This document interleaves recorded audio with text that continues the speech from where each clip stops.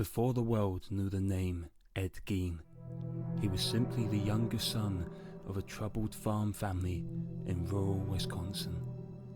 To understand the man he became, we must first understand the world he was born into. A world shaped by isolation, poverty, and a mother whose beliefs towered over every corner of the household.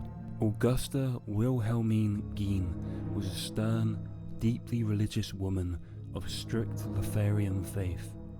She believed the world was filled with sin. Alcohol was a poison, and women, not including herself, were instruments of moral corruption. Augusta wasn't just strict, she was controlling, puritanical, and emotionally dominating. Her sons grew up believing the outside world was wicked. She isolated them intentionally. Augusta dreamt of raising perfect, obedient sons, men untouched by temptation. She failed to see that isolation can twist even the softest of souls.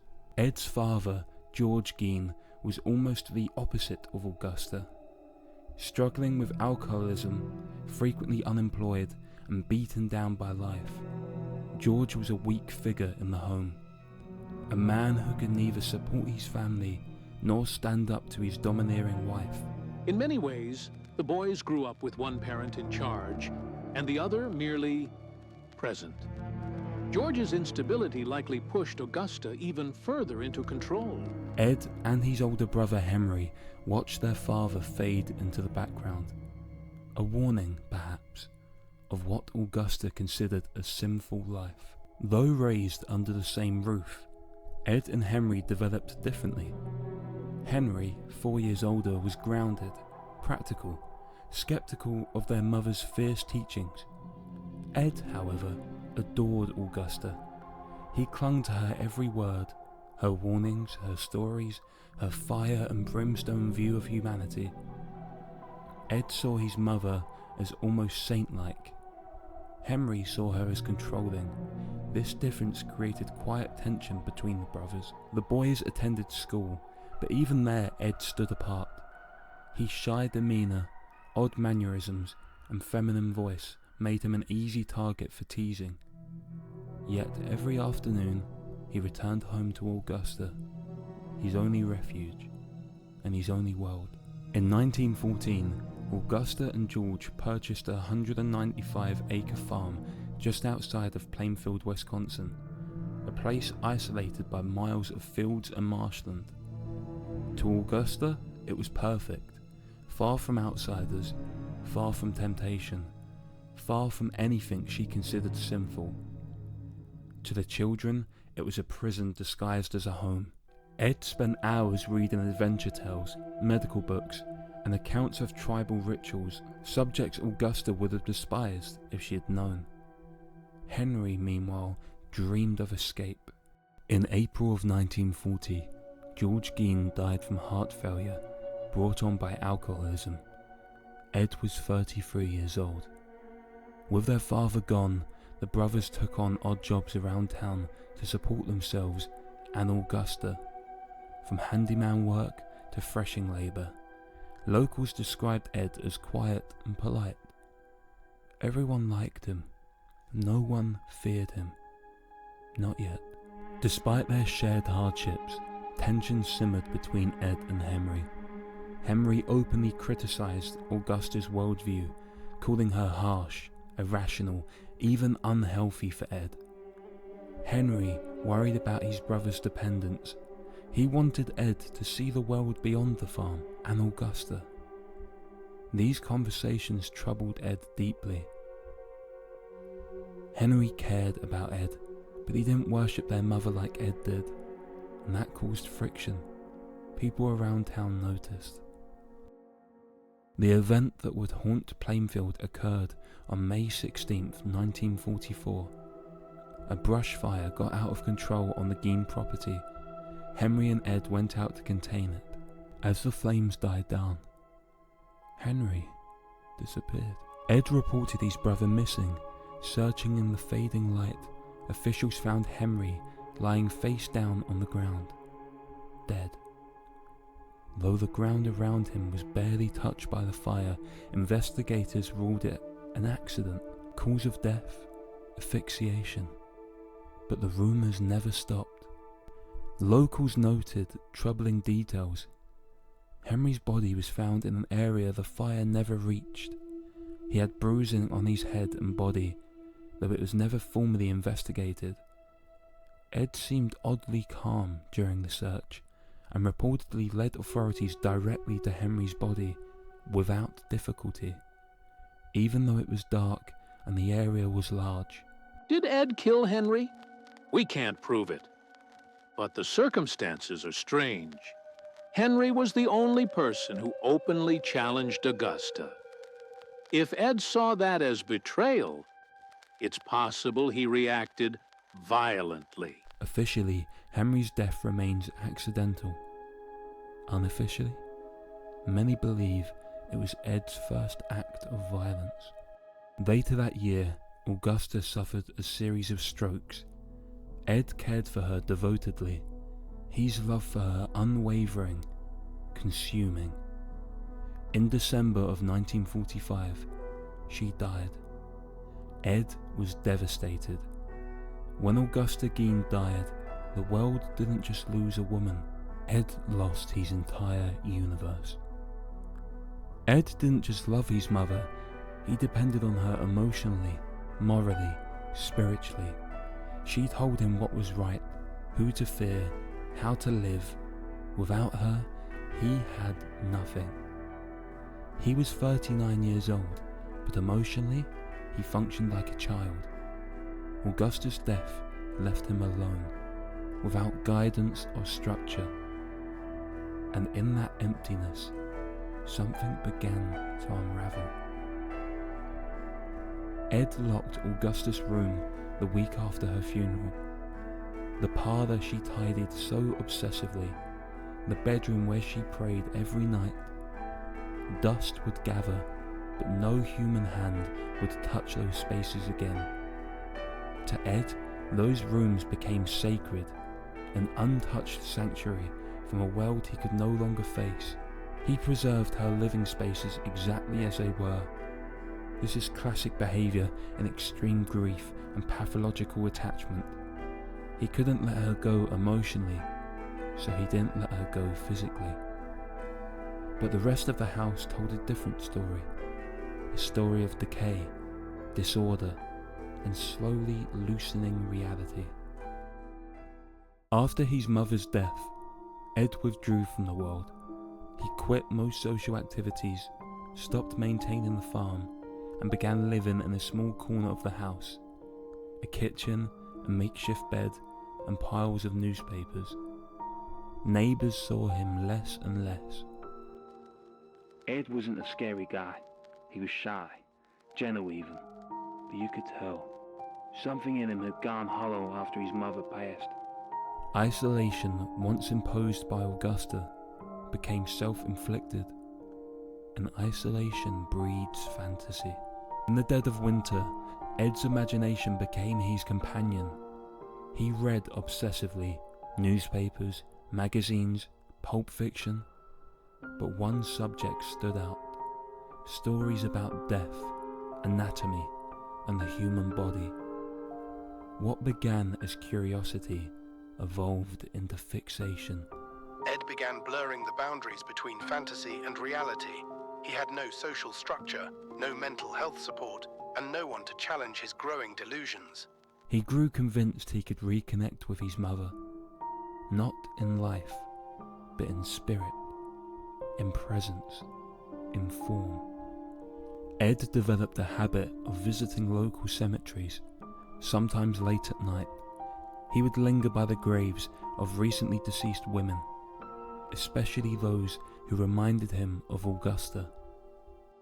To Ed, these women were substitutes for his mother. His grief and delusion told him he could bring her back in some way.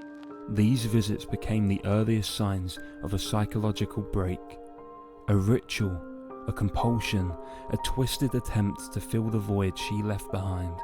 Alone for years, Ed began to hear things.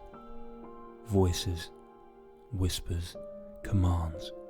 his mother calling to him, or so he believed. These hallucinations are consistent with psychosis. Ed was grieving intensely, had a history of trauma, and lived in profound isolation. The conditions were ripe for delusional thinking. Ed believed Augusta wanted him to continue her teachings, to follow her guidance even after death. Her voice became the justification for everything that followed. The once clean, orderly farmhouse deteriorated into chaos. Trash covered the floors, dead rodents in corners, rotting food, old newspapers stacked ceiling high. Living conditions mirrored his mental state, fragmented, collapsing, lost. When officials eventually entered the house, they said it looked like someone had lost all connection to reality, like the house had been swallowed by darkness. Ed Gein's psychological decline wasn't sudden. It was a slow crumbling of a man who had never learned to cope with the world alone, never built emotional independence, and never escaped his mother's shadow. Her death didn't free him, it shattered him.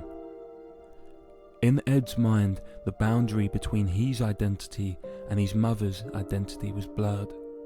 When she died, he lost part of himself, perhaps the only part he understood. By the early 1950s, Ed was no longer living in the same reality as the people of Plainfield. He had slipped somewhere else, into a private world of grief, imagination, and delusion. A world where Augusta was still watching, still speaking, still demanding. The town had no idea. No one suspected the transformation taking place just beyond the cornfields. Ed Gein had crossed the threshold, and the darkness inside him was only beginning to surface. In the years following Augusta Gein's death, Ed entered what locals would later call his twilight years, a period defined by isolation, routine, and an ever-deepening break from reality. Despite the growing chaos inside the farmhouse, Ed continued to present a humble, almost endearing presence in Plainfield. He was odd, sure, but harmless. If you needed a chore done, Ed was your guy. He'd shovel snow, fix a fence, babysit your kids even. He never said no. At first glance, Ed's life appeared simple. Handyman by day, lonely reader by night, a man living quietly on the margins. But beneath that stillness, the darkness was growing roots. With no social circle, no family, and no structure, Ed sought companionship in printed pages. He became obsessed with books exploring anatomy, medical illustrations, and the human body. Newspapers became a window to the world, especially the obituaries. Ed was drawn to women who resembled his mother. Middle-aged, strong, stern. Their deaths seemed to stir something inside him. These obsessions weren't violent, not yet. They were emotional, symbolic, and fueled by grief. But as fantasy replaced reality, Ed began seeking connection in places most people fear to go. It began with wandering, late-night visits to cemeteries, a yearning to feel close to the dead, especially those who reminded him of Augusta. These visits were part of a ritual. Ed was not motivated by violence. He was motivated by longing, delusion, and a collapsing sense of identity. Each visit took him deeper into the fantasy that he could bring his mother back, in form, in presence, or in spirit. These nighttime wanderings were the first steps toward the unspeakable. While Ed's inner world spiraled, his outward life remained unremarkable, almost wholesome. He worked odd jobs, he hunted, he repaired farm machinery, he babysat local children who described him as funny and gentle. He had this goofy smile and soft voice. You'd never guess he lived the way he did at home. To Plainfield, Ed was strange, but not dangerous. No one suspected the secret life unfolding in the shadows of the farm. The Gein house, once Augusta's tightly controlled domain, had become something else entirely. Trash piled knee-high, newspapers stacked in unstable towers, tools, clothes, food scraps, broken furniture, all merging into a suffocating labyrinth. Ed lived in one small room near the kitchen. Beyond that, the house was a museum of madness. This type of hoarding is often linked to trauma and psychosis. Ed's home reflected his mind. Fragmented, chaotic, and untouched by the outside world. As the 1950s progressed, Ed's unsettling interest began slipping into his everyday conversations. He joked about death, mentioned anatomy with too much fascination, made strange remarks about missing local woman Mary Hogan. At the time, people laughed. Ed was weird, not harmful. He'd say stuff like, "Mary's not missing. She's up at my place. We thought it was Ed being Ed. Just weird humour." The jokes weren't jokes. They were cracks in the facade. The first visible signs that Ed's worlds were beginning to merge. Ed developed a fixation on women who embodied the stern, commanding personality of Augusta. Women like Mary Hogan, a tavern owner with a bold voice and strong will, and Bernice Warden, plain-spoken, older, authoritative. These women didn't remind him of temptation, they reminded him of home. Ed wasn't drawn to these women romantically. He was drawn to the idea of them, the echo of his mother in their presence. By the mid-1950s, Ed's mundane routines hid a private world of ritual and delusion. He believed he could communicate with the dead, that he could summon Augusta's spirit, that he could reshape reality through symbolic acts. His grip on reality had eroded beyond recognition. When a person becomes trapped in delusion, their actions often feel logical, necessary even. They believe they are fulfilling a purpose. For Ed, that purpose was tied to Augusta. Always Augusta. His mother's shadow loomed over every thought. Harsh winters deepened Ed's isolation. Money was tight, loneliness unbearable, and his fantasies more consuming than ever. The boundary between thought and action were dissolving. People started noticing he seemed different, more distracted, more nervous, but nobody thought much of it. The perfect storm was gathering. In Ed's mind, in the farmhouse, and across the snow-covered fields of Plainfield. Soon, fantasy would become reality, and the quiet handyman would become something far darker. By November of 1957, Plainfield society saw Ed as a loner, a misfit, perhaps a little strange, but harmless. No one knew they were standing on the edge of a nightmare. No one knew that inside the decaying farmhouse, Ed's delusions had reached their peak. No one knew what he was capable of. And the next day, everything would change. November 16th, 1957 began like any other day in Plainfield. The kind of morning where the cold bites, the air feels still, and life moves at the slow, steady rhythm of a rural town. But before the sun would set, Plainfield would become the center of one of the most shocking criminal discoveries in American history. Bernice Warden, a respected business owner, mother, and pillar of the community, arrived at her hardware store that morning. It was the start of deer hunting season, a busy time even for a town as small as Plainfield. Her son, Frank Warden, a deputy sheriff, planned to join her later. Everybody liked Bernice. She was tough, practical, The kind of woman who kept the store running even on the coldest days. Shortly after opening, a customer walked in, one who had visited the day before, asking about antifreeze. His name was Ed Gein. As the day went on, locals noticed Bernice's shop remained strongly silent. No customers, no movement behind the windows.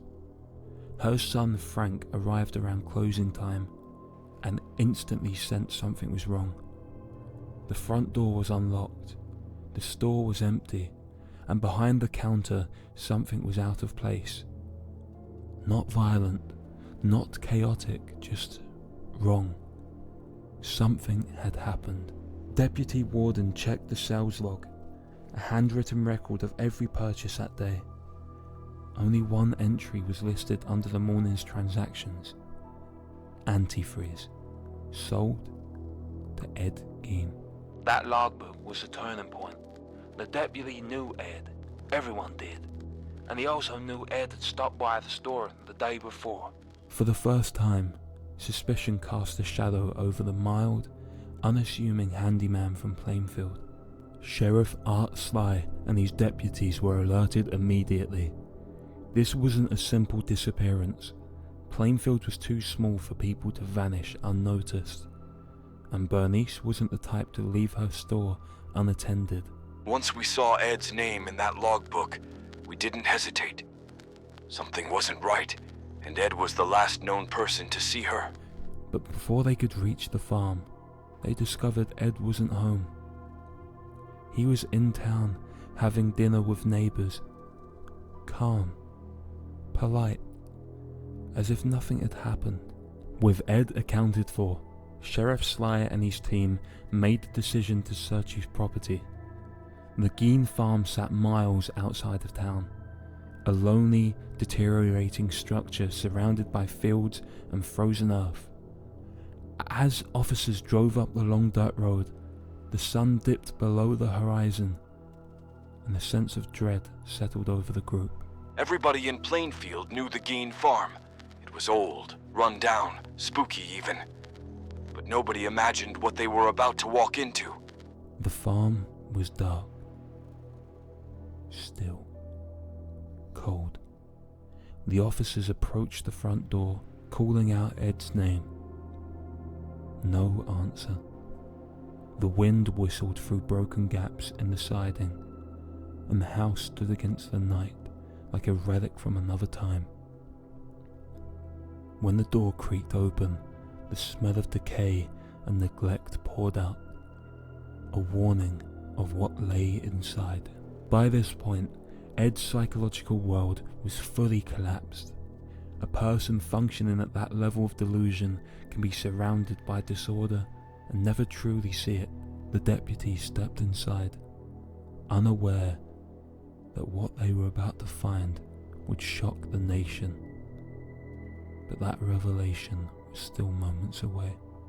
The search started slowly, flashlights sweeping across piles of junk, stacks of newspaper, old tools and household items long forgotten. The disorder was overwhelming, a maze of clutter and shadow. But as officers moved toward the back of the property, one deputy opened a door that would forever redefine the identity of Ed Gein. The investigation into Bernice Warden's disappearance was about to uncover one of the most disturbing crime scenes in American history. Deputies circled the property with flashlights, each beam cutting through the frost-covered darkness. The shed behind the house, leaning, weathered, barely standing, caught their attention next. Its door hung crooked, the padlock rusted but intact. That shed. Nobody wanted to go in first. There was something about it.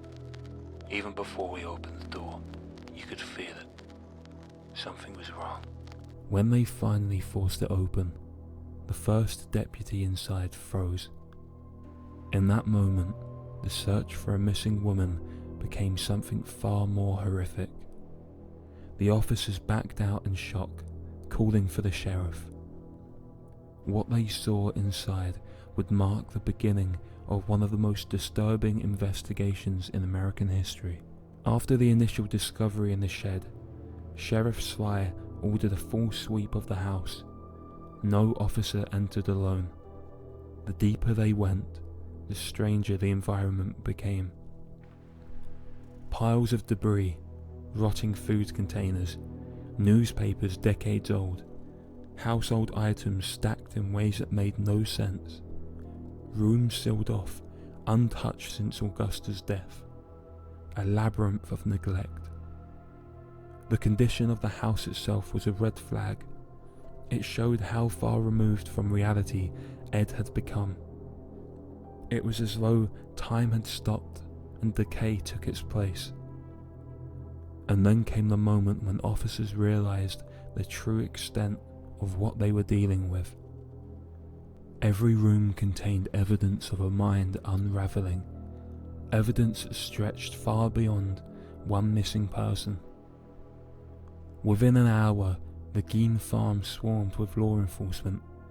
Sheriff Sly requested backup from nearby counties, not because Ed was a flight risk, but because the scene was unlike anything they'd ever encountered. Officers roped off the property. They brought lanterns, generators, and additional evidence containers. And then came the silence. That heavy, breathless hush that falls over a place when something unthinkable has happened. You train for crime scenes. You prepare for the worst. But nothing prepares you for stepping into a world someone built, someone lived in, that was so far removed from reality. As the investigation at the farm intensified, one question loomed. Where was Ed Gein? Officers fanned out across Plainfield. They knew he wasn't at the farm when they arrived, and they knew he had last been seen earlier in town. But it didn't take long to find him. Ed was quietly sitting inside a neighbour's home, having dinner. Calm, unbothered, as though the world outside was unchanged. He looked normal. Just Ed. No rush, no fear. Nothing strange about how he was acting. When Sheriff Sly arrived, Ed didn't resist. He didn't panic. He didn't even ask why they were there. Just a small nod, a soft expression, and a simple acceptance of the situation. Ed was placed in the back of the squad car. What struck us was how calm he was. Most people would be confused, angry, scared. Something. But Ed, he sat there like he'd been expecting this. As the car pulled away, Ed glanced out the window at the darkness surrounding the town. The same darkness that had grown inside him for years. Back at the Washoe County Sheriff's Department, Ed was placed in an interview room. The sheriff and deputies prepared themselves for a difficult conversation. But Ed surprised them once again. He spoke plainly, softly, thoughtfully. Did you work all night at that then? I should think you have. That's right. What would you do with the sexual part? That was in. One was painted, they said. Oh, that one, when they died, I just put the thing over it. The virgin light, How did you start? Like I say, might be 4 years. So there's a bunch of photographers from the newspaper who want to take a picture. You want to take a picture? No, it's not yet. Till we get to straighten them off. Would you enjoy it while you were doing it? That's the worst part of it. I mean, they didn't then. I knew better, restless. When you dig these graves up, you were kind of in a haze too, is that it? That's what I could do. Just, how you do it. And then one time you said you were trying to realize what you were doing and you covered her up without taking anything. That's right. What would you do with the sexual part then? They them in the box, that was in. And how would you What would you do with the head? That must have been taken from reading about in these magazines and everything. Taking the flesh off like a headhunter. One of the unusual aspects of Ed Gein is that he wasn't secretive. Once confronted, he didn't hide, he didn't deny. His mind had formed a reality where his actions made sense to him. As officers asked him about Bernice Worden, Ed began to talk. Slowly, haltingly but honestly. Every word added weight to the discovery at the farm. Every sentence opened the door to understanding the darkness in Plainfield. News travelled fast in a small town. At first, whispers, then rumours, then a wave of shock that spread across Plainfield as the truth emerged.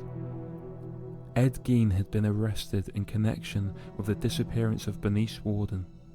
Neighbours couldn't believe it. Friends couldn't understand it. Parents began locking their doors, a rare sight in Plainfield. It was like waking up and discovering the quiet man down the road had been living a double life. Nobody believed it. Nobody wanted to believe it. By morning, state investigators arrived. Crime scene photographers, evidence technicians, medical experts. The farmhouse was no longer just a home. It was a crime scene of unprecedented complexity. Every object, every scrap of material, every corner of the house needed to be catalogued. Nothing could be overlooked. And as investigators moved through the rooms, the full scope of Ed's inner world was revealed. Ed's secret life, hidden behind locked doors, stacks of newspapers, and years of isolation, was finally exposed to the light. The nation was about to learn what Plainfield never saw coming. Frost clings to storefront windows. A milk truck rumbles past. The town is waking up, unaware that it is about to become part of American history. By dawn, rumours spread faster than facts. A missing store owner, a search at the Gein farm, something unthinkable found in the shed. In Plainfield, whispers carried weight, and these whispers had an edge of fear that locals had never felt before. You could tell something bad happened. The sheriff's cars came and went, and nobody would say a word. That's when the rumours started. Wild stuff. Stuff we thought couldn't be true. Within hours, the local press caught wind of the story. The Watoma Argus and Stevens Point Journal issued special editions, short, cautious, but alarming. Plainfield woman missing, farm searched. Those first headlines were vague. Editors didn't know the full scope yet, but they knew something was seriously wrong. By midday, the cautious local headlines transformed into something larger and darker. Nobody knows exactly who spoke first. A frightened deputy? A shaken investigator? A clerk overhearing something at the station? But someone talked, and that leak set off a chain reaction that would make Ed Gein a household name across America within days. Soon, reporters from Madison were calling Plainfield, then Milwaukee, then Chicago. Each phone call carried a new version of the story. Some true, some exaggerated, some invented entirely. Plainfield's secrecy cracked, and the entire country leaned in to listen. By nightfall, Plainfield was flooded with unfamiliar faces. Reporters, photographers, curiosity seekers, big city journalists smelling the story of a lifetime. The town had no hotels, no accommodations for strangers, but that didn't stop anyone. Cars parked along farm roads, reporters slept in their vehicles, some knocked on doors, asking for rooms or information. It felt like an invasion. You'd look out your window and see men with cameras walking across fields. Plainfield had never seen anything like it. As details emerged, the press seized on every shocking element they could find. Some of it was true, some of it wasn't, but all of it was sensational. House of Horrors in Plainfield. Insane farmer accused. Gein, the mad butcher. This was the birth of the modern true crime media frenzy.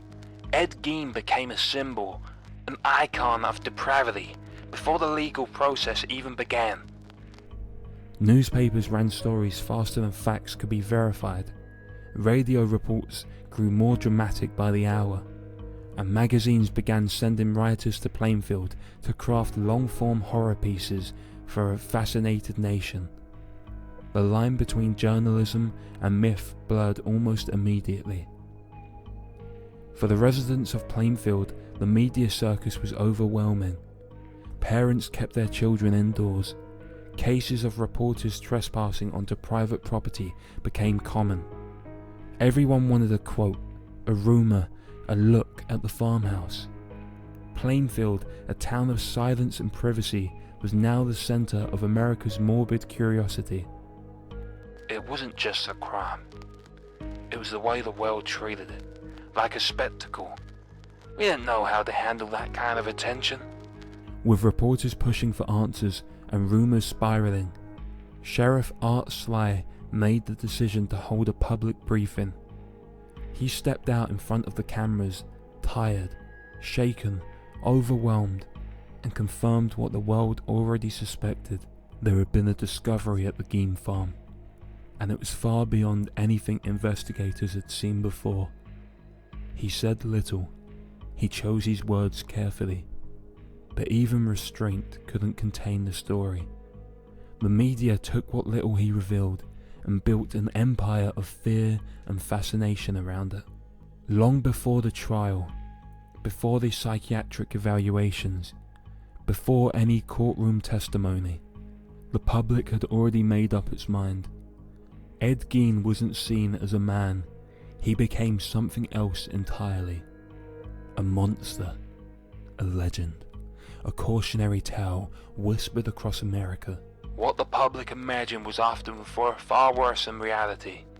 But imagination is powerful. Ed Gein became a cultural figure overnight. For Plainfield, the transformation was complete. A quiet farming community had become synonymous with the unimaginable. Children who once roamed freely were suddenly kept close. Neighbours eyed one another differently, and the Gein farm became a symbol, not just of crime, but of the fragility of the world they thought they knew. Everything had changed, and nothing would ever be the same. Within hours of his arrest, detectives realised something unusual about Ed Gein. They immediately sensed that Ed wasn't operating on the same plane as everyone else. His emotional reactions, his detachment, his childlike demeanour, these were signs of a mind that had been damaged for a long time. It became clear that before Ed could stand trial, the state needed to understand what was happening inside his mind.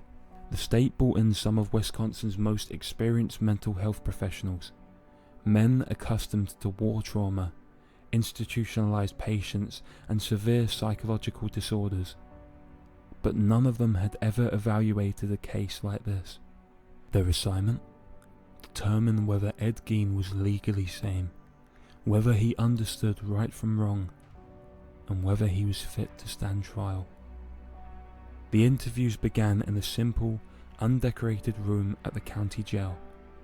A table, 2 chairs, a stack of notes, a tape recorder humming quietly.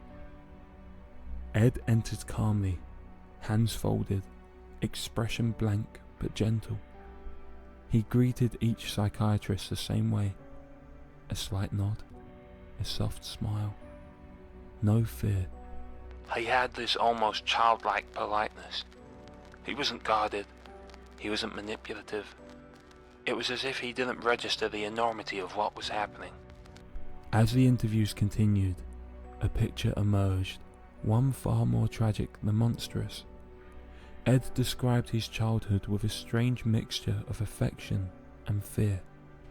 He spoke of Augusta as though she was still present, guiding him, judging him, controlling him.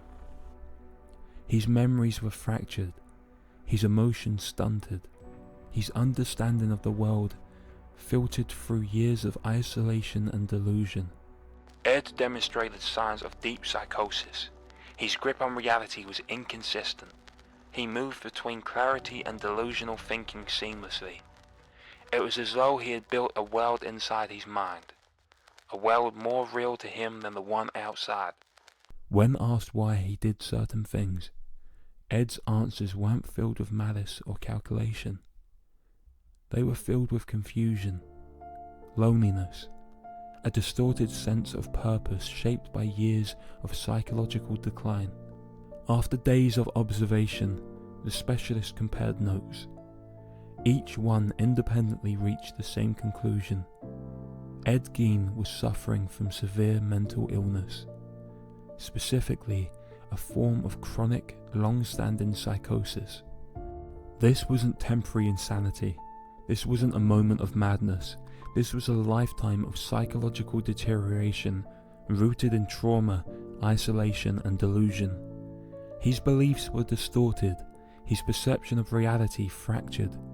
He oscillated between clarity and fantasy without knowing the difference. He wasn't manipulative, he wasn't cunning, he was deeply, profoundly ill.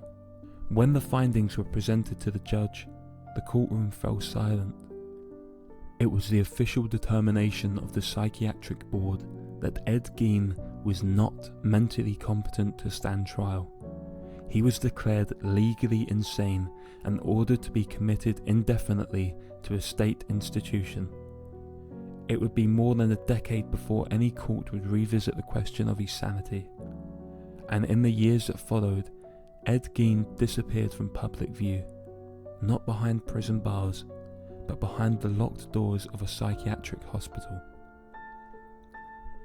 Ed was transported to the Central State Hospital for the criminally insane. Here he would undergo treatment, evaluation, and long-term observation. Doctors saw a man detached from the world, emotionally frozen, and forever shaped by his traumatic past. But even with the hospital walls, the nation couldn't forget him. His name lingered in headlines, in whispered conversations, in the growing mythology that surrounded him. His story was far from over, but his freedom and his connection to the outside world was gone. Nearly 11 years passed before Ed Gein saw the inside of a courtroom. 11 years in which he lived not as an inmate, but as a psychiatric patient at Central State Hospital. During that time, the world changed. Television became widespread. The nation was gripped by new fears, new crimes, new headlines. But the name Ed Gein never disappeared from the American imagination. And in 1968, the state of Wisconsin decided the time had come. Ed would finally stand trial. Doctors had monitored Ed for a decade. Under controlled treatment, his delusions lessened. He was calmer, more stable, capable of following routines. But stability didn't guarantee sanity, not in the legal sense. So a new psychiatric board evaluated him. He was not cured, but he understood the charges against him. He understood the roles of prosecutor, defense, judge, and jury. By legal standards, that made him competent. And with that ruling, the trial of Ed Gein was officially set. In May 1968, the small courthouse in Watoma, Wisconsin became a magnet for journalists, curiosity seekers, and spectators. Many had waited more than 10 years to see the man whose name had become a symbol of American horror. But the judge had learned from the chaos of 1957. This was not a public circus. Reporters were restricted, cameras were limited. The judge wanted control and dignity. Only a small group of journalists and observers were allowed inside. When Ed entered the courtroom, witnesses were struck not by a monster, but by an aging, quiet, almost timid man. His hair had thinned, his posture hunched. He nodded politely to officers as he took his seat. It wasn't the man people had imagined for 10 years. He didn't look dangerous. He looked small. But behind the gentle demeanour lay the same mind and the same unanswered questions that had haunted Plainfield for more than a decade. The trial focused on a single case, the murder of Bernice Worden, not because it was the only crime attributed to Ed, but because it was the only one the prosecution could prove beyond question. This was not about the farmhouse discoveries, not about rumours, not about legend. It was about one woman, one store, one cold November morning in Plainfield. The prosecution's goal was simple: prove that Ed Gein was responsible and that he understood what he was doing. Inside the courtroom, the evidence was methodical. The hardware store logbook, Ed's presence in the store the day before, the disappearance timeline, Ed's confession to investigators, items found on the property linking him to Bernice. No unnecessary details, no theatrics, just a clear, linear case. The prosecution didn't need drama, they needed clarity. There was more than enough evidence to link Ed to the crime. Ed's defense didn't claim he was innocent, they claimed he was insane at the time of the crime. Not legally sane, not morally responsible, not acting with a full understanding of reality. Their argument was rooted in a decade of psychiatric reports, statements from doctors, and the tragic history of Ed's deteriorating mind. The question wasn't did he do it, it was did he understand what he was doing. The defense argued he did not. Because of the sensitivity of the case and the avalanche of publicity surrounding it, Ed's lawyers requested a bench trial. No jury, just a judge. A single man who would decide Ed's fate. Judge Robert Gilmore listened to every witness, every expert, every account from law enforcement and psychiatric staff. He knew the weight of the decision rested entirely on him. When closing arguments ended, Judge Gilmore retreated to his chambers. Reporters waited. Plainfield waited.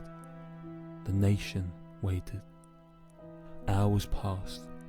The question wasn't whether Ed committed the crime, it was whether he had the state of mind to be held fully responsible. Judge Gilmore delivered his verdict with solemn clarity. Ed Gein was guilty of the first-degree murder of Bernice Worden, but he was legally insane at the time of the crime. Ed Gein would not go to prison.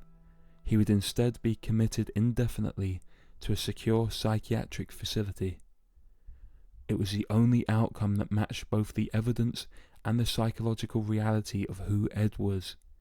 He was responsible, yes, but he was also profoundly ill. Ed showed no reaction to the verdict. No anger, no relief, just the same quiet presence he had maintained throughout the trial.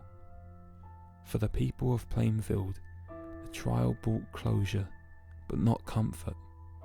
For the nation, it cemented Ed's place in the cultural psyche. And for Ed himself, it marked the beginning of a life lived entirely inside psychiatric institutions until the end. Even as Ed Gein disappeared behind the walls of a psychiatric institution, his story did not. The details of the case, the isolation, the farmhouse, the psychological unravelling lodged themselves deep in the American imagination.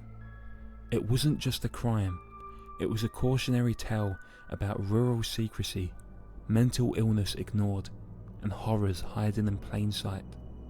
Hollywood took notice, and soon, Ed Gein's shadow began to stretch far beyond Wisconsin. In 1959, author Robert Bloch, living just 35 miles away from Plainfield, began writing a novel inspired by the case. The result was Psycho. A year later, Alfred Hitchcock transformed it into one of the most influential films ever made. Norman Bates wasn't Ed Gein, but the DNA of the character, the mother fixation, the isolated rural motel, the soft-spoken manner, all carry echoes of Plainfield. Audiences had never seen anything like it. A killer who didn't look like a monster, who didn't act like a monster, who seemed human, almost gentle, until the truth was revealed. A new type of horror had been born, one rooted in psychology, not monsters. 14 years after Psycho, a young filmmaker named Tobe Hooper was captivated by the Gein case. He took the unsettling imagery from Plainfield, the farmhouse clutter, the human artifacts, the family secrecy, and wove it into a new kind of nightmare, the Texas Chainsaw Massacre. Leatherface is a fictional creation, but the inspiration is unmistakable. The mask, the domestic horror, the rural isolation, it all traces back to Ed Gein's world. The film terrified audiences, and it cemented Ed Gein's place in American folklore. He had become the template for a new breed of cinematic horror. In the 1980s and 90s, Ed's influence surfaced again, not in one character, but two.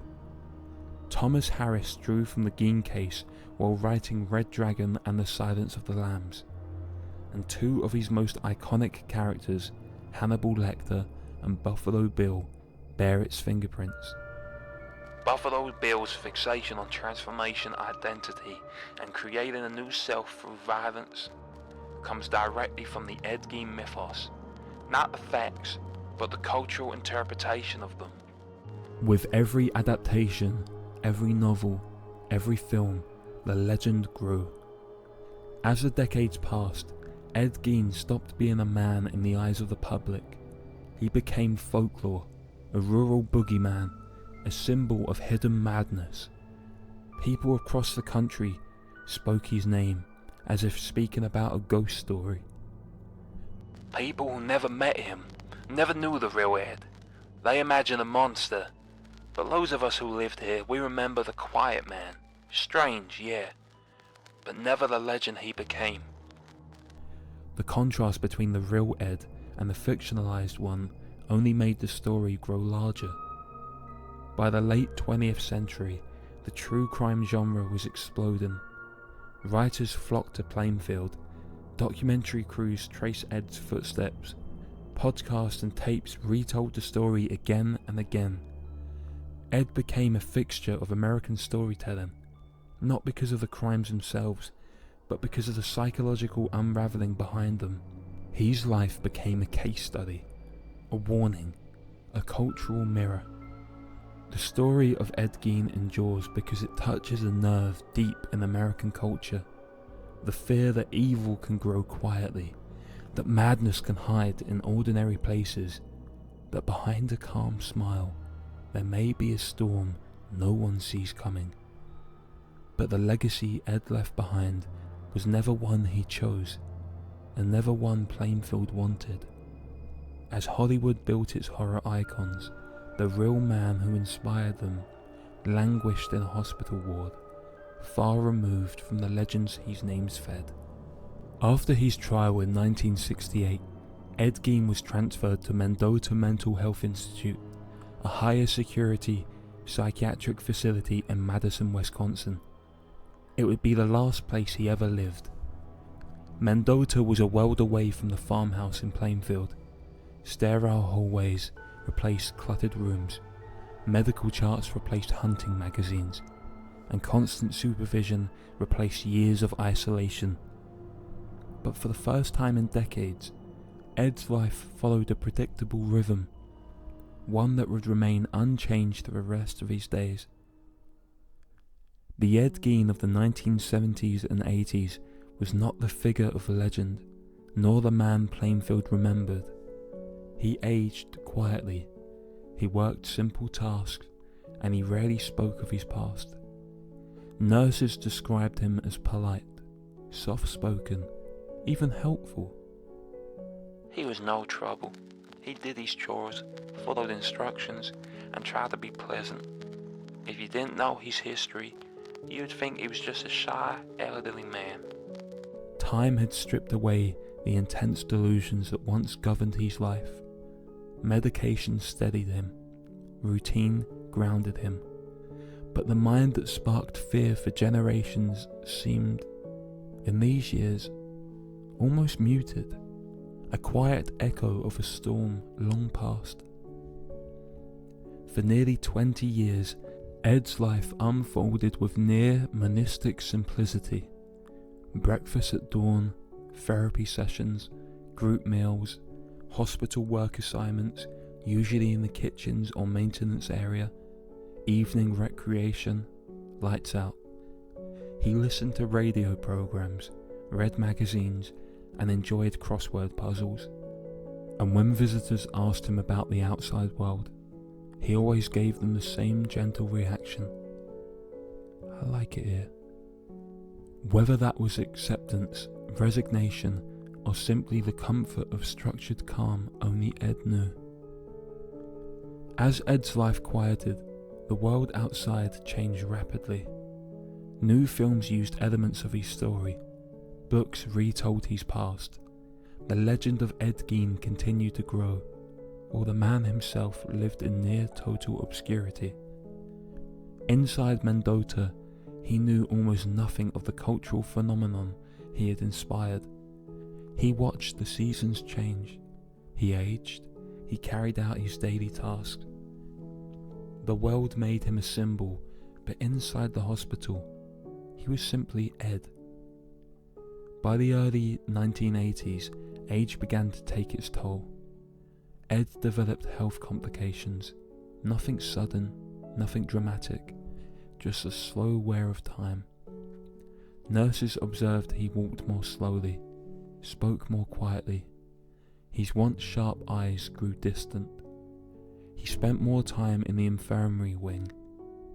His world grew smaller, quieter, but he remained cooperative, uncomplaining, almost peaceful.